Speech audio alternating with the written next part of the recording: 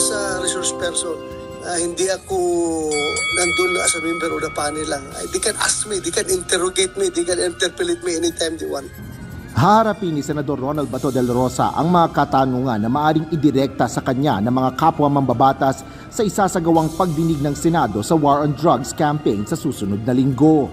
Sinabi ni Senador de la Rosa na hindi sasama ang loob niya kung tatanungin siya ng mga kasamahan niya sa mataas na kapulungan ng Kongreso. No. I won't feel offended. Because, kaya nga tayo... Ito yung pong patungkol na magkakaroon na ng Senate inquiry dito sa War on Drugs ni PRRD sa Lunes. Ayan, so... ito po sinasagot niya, okay lang kahit tanungin siya ng kanyang mga kasamahang senador dyan. Pasalamat na magkakaroon ng parallel committee hearing para to ferret out the truth. I will not be offended. I'm sure bakit ako ma-offend. Dapat lang itanong sa akin yan para makabigyan ko ng clarification lahat-lahat ng mga doubts nila. Kumpiyansa rin si Senador Bato de la Rosa na kasama niyang dadalo sa Senate hearing si dating Pangulong Rodrigo Duterte na kilalang mahigpit na kaalyado ng dating Philippine National Police Chief. Pisikal rin anyang dadalo ang dating... Yan na maganda, physical na attend si PRRD. Yan ha. So, relax lang. Relax lang kayo dun sa mga tumutulik siya kay PRRD na hindi rumaten. Relax lang, may sinabi naman siyang date eh. Pangulo at hindi sa pamamagitan ng video of virtual presence. Live, actual. He is willing to attend the Senate hearing. Sabi niya, attend ako. Kahit sino mag-preside dyan. Ngunit sa text message ni Senador... Isa ka pa, Pimentel. Lino Coco Pimentel III, chairperson ng Senate Blue Ribbon Subcommittee na mangunguna sa pagdinig, may pag-aalinlangan na anya sa pagdalo ni dating Pangulong Duterte at maiging maghintay na lang sa araw mismo ng pagdinig. Ito sa akin ha, maliwanag. Okay. Samantala, sinabi ni Senador de la Rosa na na-high blood siya sa pahayag ni Laguna Representative Dan Fernandez. Ito ay matapos anyang idawit ng congressman ang kanyang anak sa mga usapin ng pagdinig ng House Quadruple Committee o Quadcom. Given the chance lang, pag makita kami personally, I will talk to him. Pag makita kami personally, I will talk to him. Sobra na yung ginagawa mo. That's too personal. O yun. So, pag nagkita sila, ay kukumprontahin. Posible magsusuntukan pa yan. Magsuntukan na yan. Siyempre, hindi pwedeng hindi rin papalag si Dan Fernandez. Ma-pride din yan. Di ba? May sariling pride din yan eh. Pag kinumpronta ka, suntukan na yan. May anak ka rin at masasaktan ka rin kapag ang anak mo dinama. You can hit me anywhere, anytime, any place, any issue. You can hit me. But please spare my son. Yun o sabi. You can hit me anywhere, anytime, any place. Parang naghahamon no? Posibleng hit me sa pananalita, yung kadakdakan ni Fernandez, pwedeng gano'n, parang babae, you can hit me sa kadaldalan, parang gano'n, sa chismis, ganyan. Or pwede you can hit me, suntukin mo ko. Anytime, any place. Diba? Pwede rin gano'n, suntukin mo. Ito, may pitik na hamon to. Ako banatan mo, Dan Fernandez, hindi yung anak ko. Spare my family. Alam mo, ito sa tingin ko lang talaga, dapat itong mga politiko natin,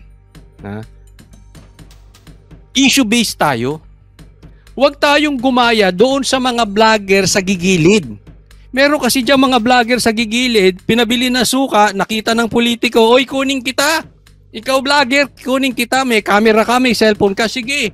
Oo, kanain mo tong si ganitong politiko, kanain mo si ganitong vlogger, personal lang dating. May ganyan, inaarkilahang vlogger to attack the people na kalaban nila. Mapa-politiko, mapa-vlogger. Anong atake? Personal. Sana din, Fernandez, hindi ka dumaan sa ganun.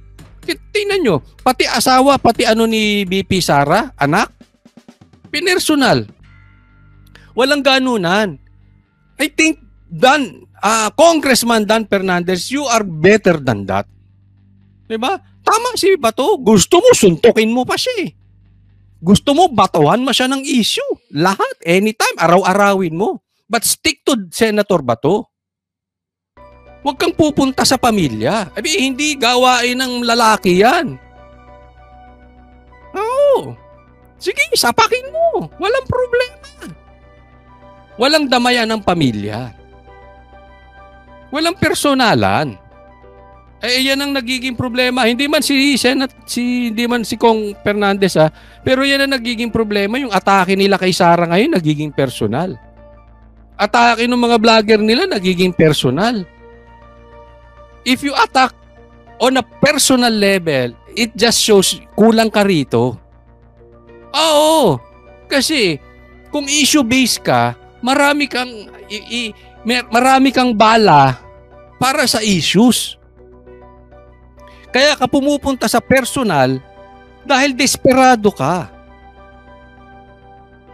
Desperado. It shows kulang ka dito. Ang vlogger na puro personal ang attack, kulang dito. Ang politikong kulang, ang puro personal ang attack, kulang dito. Diba? I believe, Kong Fernandez, you are better than that. Spare my family. Nilinaw naman ni Congressman Fernandez ang sinabi nito na taliwas-an niya sa pagkakaunawa ni Senador De La Rosa. Wala po akong sinabing babysitter. Yung mga pulis na nagbe-babysit sa kanyang anak. Siya nagsabi niyan. And I don't want to demean the position.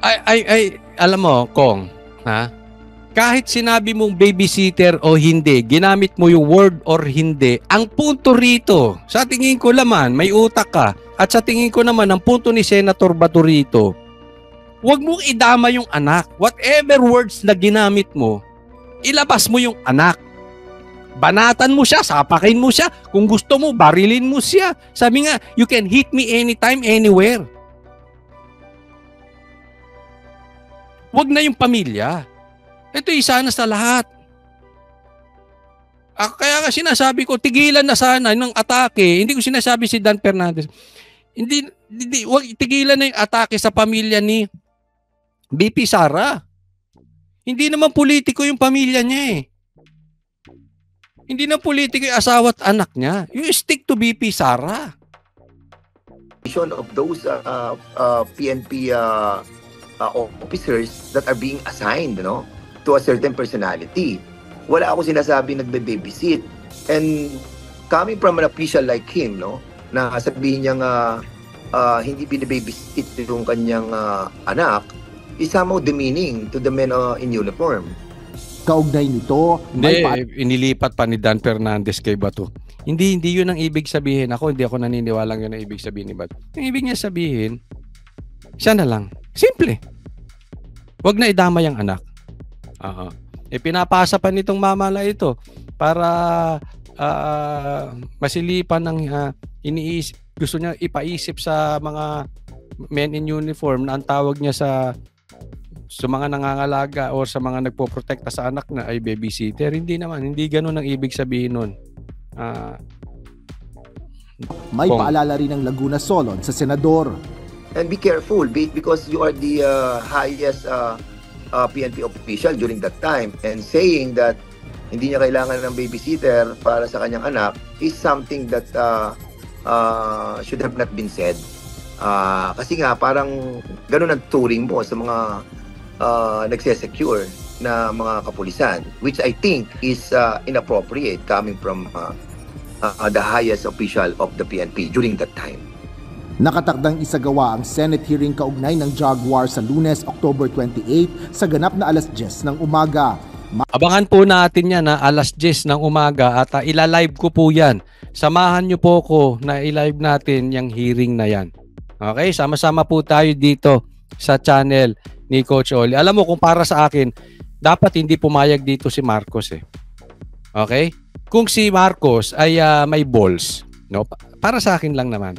Kung siya ay may balls, bilang presidente, dapat nauunawaan niya na hindi dapat ginaganyan ng dating presidente. Pero hindi ko rin alam, kung may balls si dapat malawak ang isip ni Marcos diyan. So wag na naman niyang sabihin hugas kamay siya na para siyang si Poncio Pilato na wala siyang kamay. The fact na mangyayari yan, whether kasabwat ka dyan or hindi ka kasabwat, it's still the same. Lalabas yan sa taong bayan. At may katotohanan na kasabwat ka dyan. Why? You allowed it eh. You allowed it. May magagawa ka dyan, pwede namang hindi eh. But anyway, sa kabilang banta, alam natin may mga sasabihing pasabog to si PRRD. Kaya baka mamaya maibuelta kay Marcos yan. So sa isang banda, dapat hindi ka rin pumayag, Marcos. Marami. Tandaan mo, maraming pwedeng isiwalat si PRRD dyan. O, kasi siyempre, ginawa ka ng research person, magsasalita ka na.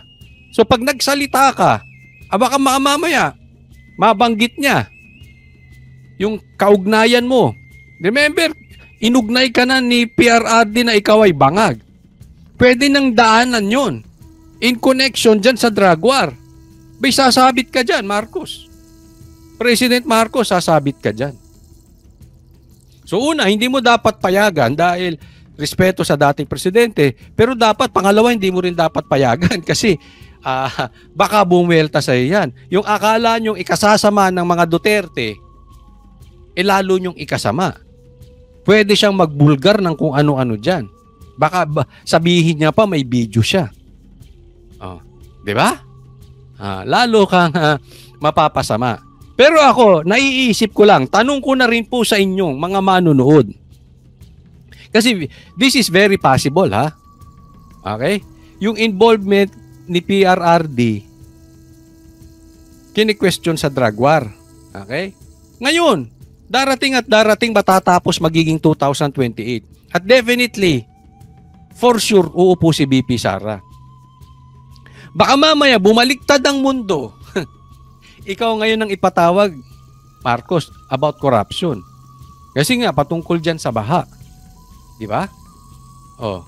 Hindi natin alam. For discussion purposes,